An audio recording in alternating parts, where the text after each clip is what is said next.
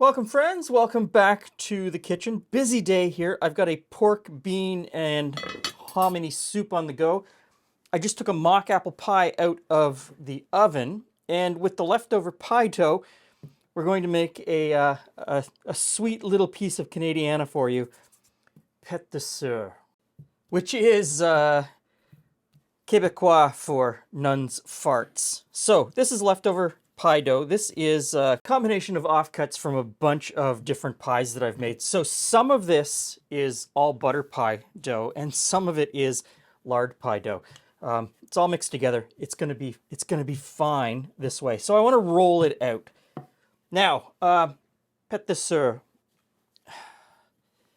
Québécois French is particularly Québécois. It's it has its own set of colloquialisms, its own set of slang. It is Canadian French, Québécois French. No one really knows how these came to be called nuns' farts, but it is a Québécois treat. I love them. I love them, and they're just so easy to make, especially when you've got a little bit of leftover pie dough. And this pie dough is going to be a little bit difficult to roll out because it's been worked a couple of times, and it's two different kinds of pie dough, and it's going to take me a bit to kind of get a rectangle. Okay, so I'm not going to get a perfect rectangle this time. That's about as close as I'm going to get. So I've got some softened butter here, and I'm just going to smear that on.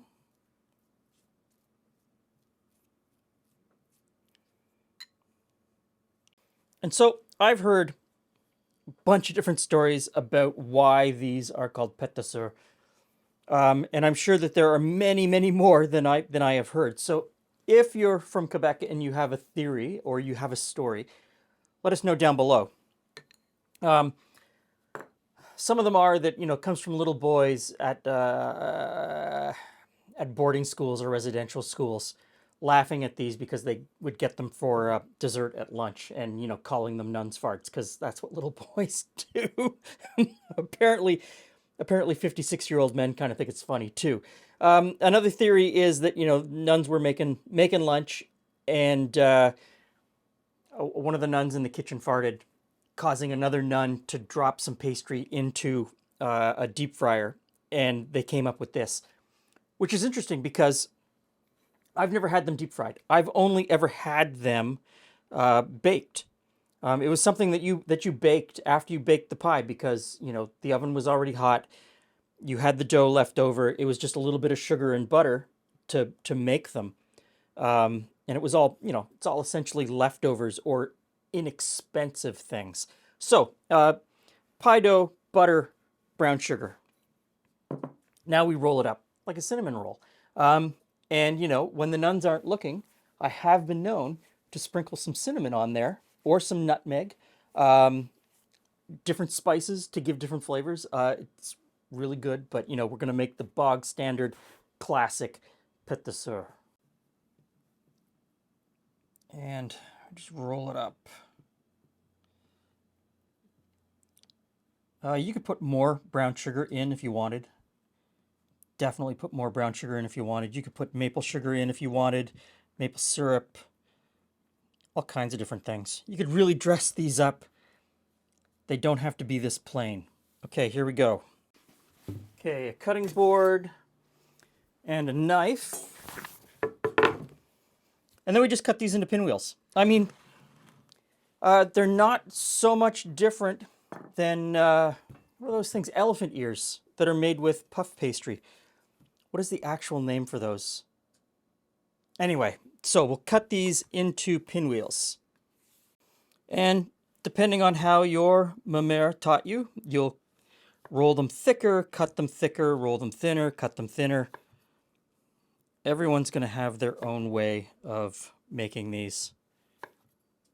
Okay, now I've got a baking tray and a little bit of parchment paper on. I'm just going to transfer them over, space them out a little bit. And once I get them transferred over, I will sprinkle a little bit more brown sugar on top because, can't have too much brown sugar, can you?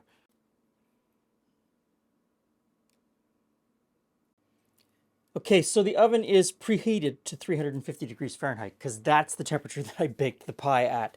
I'm going to slip these in. I'm going to set like a 15 to 20 minute timer to come back and look at them and judge how much farther I should bake them. You just want to go until the pastry is crispy and cooked.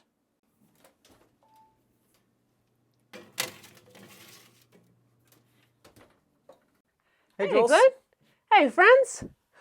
Ooh, cinnamon. Is it cinnamon? Just sugary. There's no cinnamon. It's just brown sugar and butter. Ooh, like a roly-poly, except all sliced up. Except not a roly-poly. Pet-de-soeur. Oh, pet-de-soeur. Pet-de-soeur. Yeah, so, yeah, still.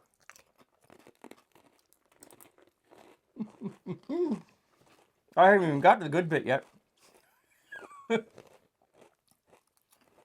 What I find interesting is that these are really crunchy. Because when I'm with my family, leftover dough, you roll it out, same kind of thing. Butter, brown sugar. If you got it, raisins, cinnamon, you roll it up. But we would bake it as a whole, like a log. And so it's much softer pie-like. It's more pie-like. This Yeah. is more cookie-like. This is definitely a crunchy cookie. This is good. I'm going to have to, okay, I'm going to sit here with my hands together so I do not eat anymore. I could plow through that entire tray. Yes. After eating the pie that this is the leftover dough from. Because it is got all those things that make you happy, right? It's got the crunch, it's got the sugar, it's got the butter. Yeah. Okay. I'm still holding my hands.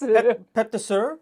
If you live in an English-speaking country, it's probably a more polite way to bring them to the table since your guests won't know what you're saying.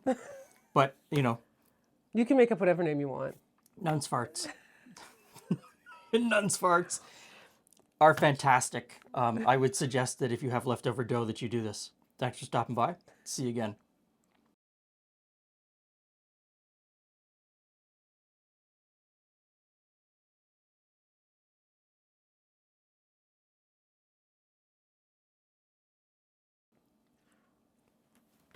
That one looks really good.